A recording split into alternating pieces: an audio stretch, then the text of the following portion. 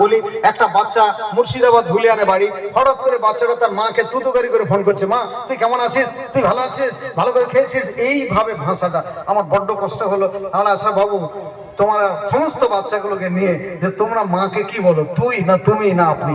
অধিকাংশ বাচ্চা বললো যে আমরা তুই বলি, কেউ বললো তুমি বলি, কিন্তু আপনি কেউ বলে না। হঠাৎ করে আমি বলে এক কাজ করো, আজকে থেকে তোমরা আমাকেও তুই বলে ডাকো। ছেলের অবাক হলে এটা কি হয়? আপনি আমাদের মাদ্রাসার বানিন ফাউন্ডার, আপনি মাদ্রাসার প্রতিষ্ঠাতা, তা আপনাকে আমরা কি করে তুই বলে ডাকতে পারি? বলে হয় আজ থেকে তোমরা মাকে আর বাপকে আপনি বলে ডাকো, আর না হলে আমাকে তুই বল।